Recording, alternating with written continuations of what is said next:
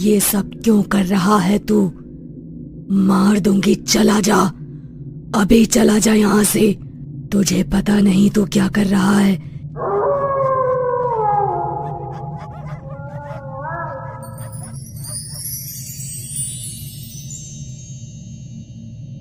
सब कुछ तो पा लिया है मैंने, यही चाहिए था ना मुझे। लेकिन फिर भी ये अशांति कैसी है मेरे मन में? क्यों ऐसा लगता है कि जेबें भरी है लेकिन अब भी मैं बिल्कुल खाली हूं? कुछ वैसा ही जैसे खालीपन कुछ महीने पहले था।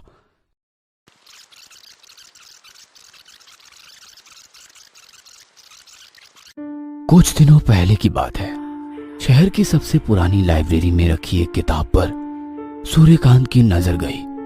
उस किताब के फ्रंट पेज पर बनी तस्वीर ने जैसे उसके ऊपर जादू कर दिया।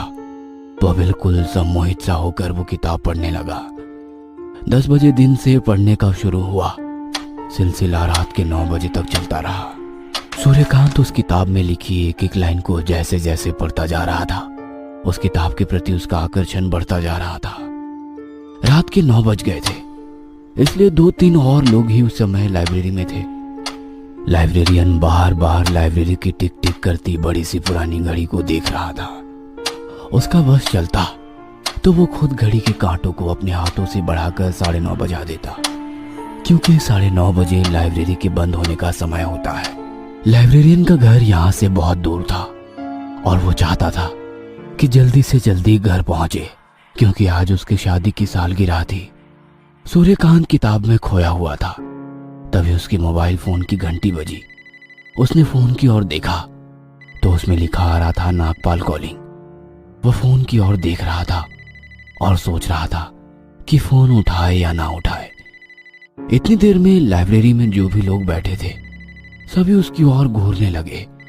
लाइब्रेरियन का मूड तो पहले से ही खराब था। उसने भी सूर्यकांत की ओर गुस्से से देखा और इशारे इशारे में उसने लाइब्रेरी के उस बोर्ड की तरफ उसे देखने को कहा, जिसमें लिखा था कि लाइब्रेरी में मोबाइल फोन को स्विच ऑफ रखें या साइलेंट मोड में। सूर्यकांत ने आंखों ही आंखों में उसे सॉरी कहा और फोन लेकर लाइब्रेरी के बाहर आ गया। फोन रिसीव करते ही नागपाल ने सूर्यकांत को हड़काते हुए कहा, हरामखोर, कॉल उठाने में इतनी देर क्यों कर दी? वो लाइब्रेरी में था भाई। भाई गया तेल लेने। ये बता पैसे कब दे रहा है तू? थोड़ी मोहलत और दे दो भाई, जल्दी पूरे पैसे चुका दूंगा। मोहलत सुनकर मेरे कान पक गए हैं। पैसे ब्याज पर लेकर अय्याशियां कर ली, अब पिछले 3 महीने से मोहलत कर रहा है तू। कान खोलकर सुन ले, नागपाल नाम है मेरा। पैसे देना जानता हूँ तो हलक में हाथ देकर पैसे निकालना भी मुझे आता है। थोड़ा समय और दे दो भाई, आपको ऐसा करने की नौबत नहीं आएगी। सूर्यकांत फोन पर गिड़गिड़ाने लगा। नागपाल ने 1 महीने का और समय दे तो दिया, लेकिन साथ ही यह धमकी भी दी कि 1 महीने बाद अगर उसके पैसे उसने वापस नहीं लौटाए तो उसके ऊपर वो तेजाब डाल देगा। नागपाल की क्रूरता के बारे में सूर्यकांत को बिल्कुल पता नहीं था। पिछले 3 महीने से वो अजीब से मेंटल ट्रॉमा की स्थिति से गुजर रहा था। एक पल तो उसका मन करता कि वो कहीं भाग जाए, लेकिन नताशा को छोड़कर वो कैसे भाग सकता था?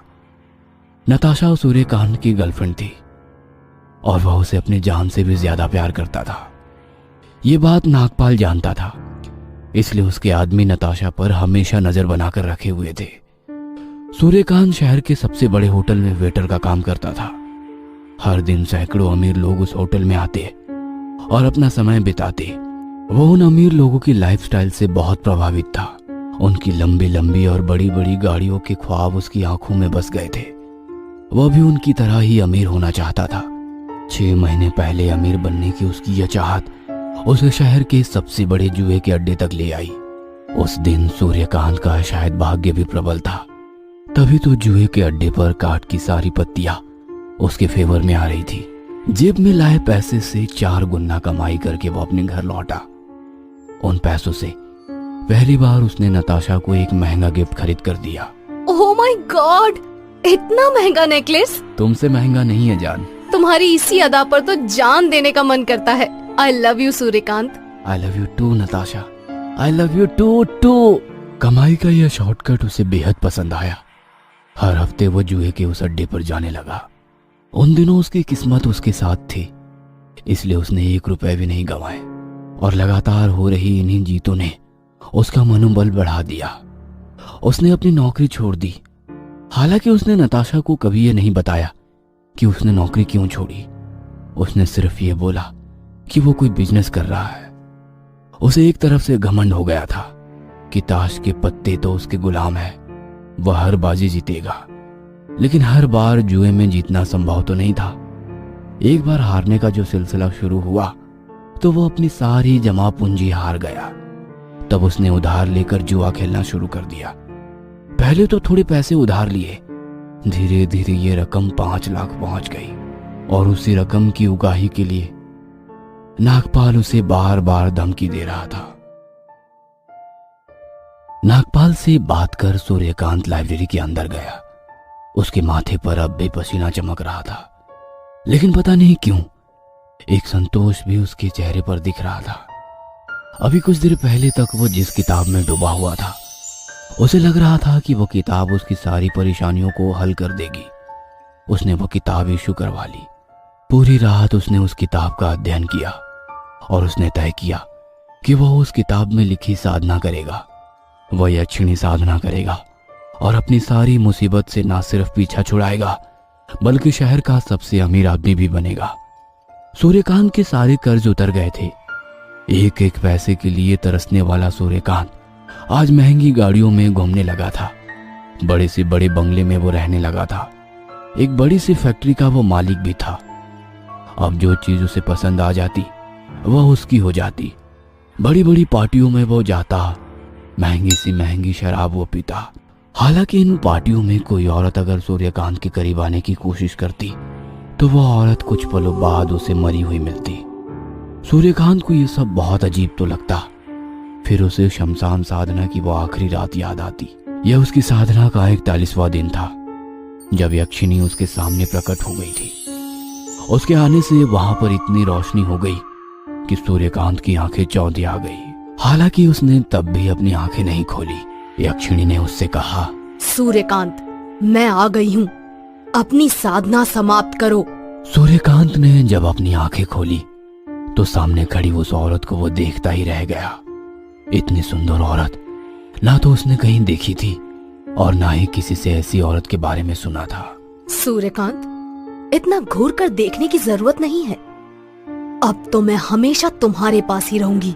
तुम्हें मुझे बिना विवाह किए अपनी पत्नी की तरह रखना होगा।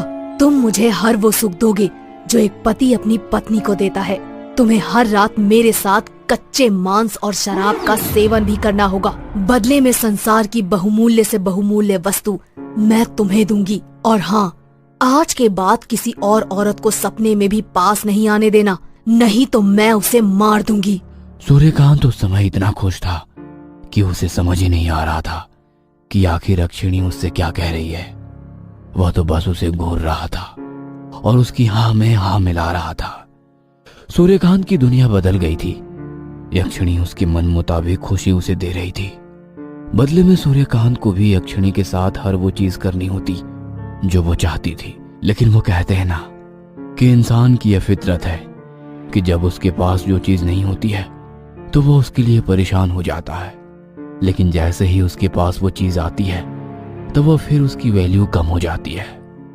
सूर्यकांत के पास सब कुछ था, लेकिन फिर भी वो अकेला था। वह चाहता था कि वो अपना घर बसाए।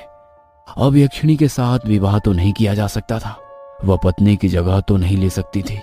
7-8 महीने उसे अय्याशी भरा जीवन और यक्षिणी का साथ बहुत अच्छा लगा, लेकिन अब ये चीजें उसे अच्छी नहीं लगती थी। वह बोर हो गया था इन सब से। उसे अचानक नताशा की याद आने लगी। हालांकि बीच में नताशा उससे मिलने आई थी, लेकिन वह उस समय खुद में ही इतना डूबा हुआ था कि उसने उसे इग्नोर कर दिया। नताशा को लगा कि पैसे आने के बाद सूर्यकांत बदल चुका है, लेकिन अब नताशा के बिना वो रह नहीं पा रहा था। उसके आगे उसका मुस्कुराता चेहरा घूमने लगा था। नताशा के नरम हाथ जब उसके गालों को सहलाते थे तो वो दुनिया की सारी टेंशन भूल जाता था।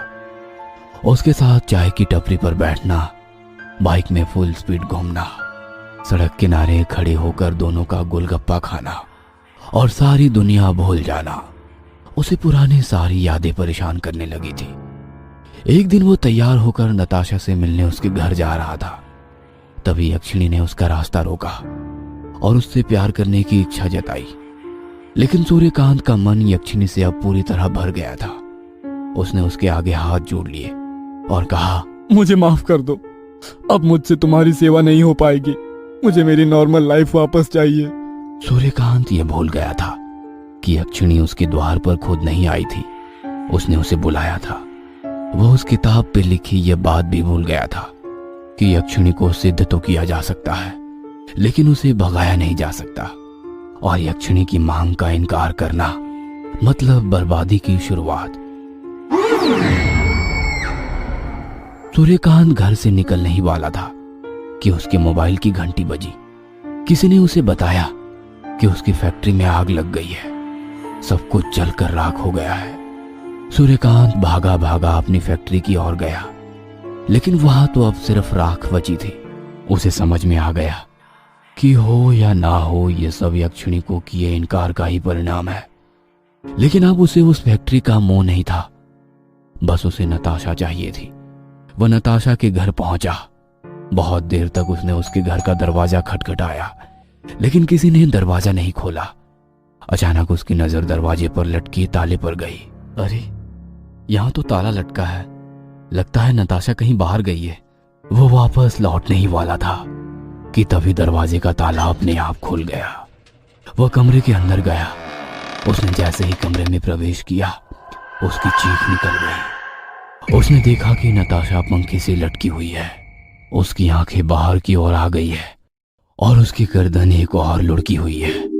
उसकी जीभ बाहर की ओर है और उसी कमरे में यक्षिणी नताशा को अपनी बड़ी बड़ी आंखों से घूर रही है। सूर्यकांत ने आगे बढ़ने के लिए, तरक्की पाने के लिए शॉर्टकट का सहारा लिया, लेकिन अंत में उसके हाथ खाली के खाली रह गए। दोस्तों, तरक्की किसे पसंद नहीं? कौन नहीं चाहता कि दुनिया की सारी सुख सुविधाएं उसके कदमों में हो? लेकिन उसके लिए सूर्यकांत जैसे शॉर्टकट को आजमाने से पहले इस बात को गांठ बांध लीजिएगा कि इसकी एक बहुत बड़ी कीमत आपको चुकानी पड़ेगी, बहुत बड़ी। दोस्तों, कैसी लगी आज की कहानी? हमें कमेंट सेक्शन में कमेंट करके जरूर बताइएगा। और हाँ दोस्तों, सब्सक्राइब करना भूलना मत।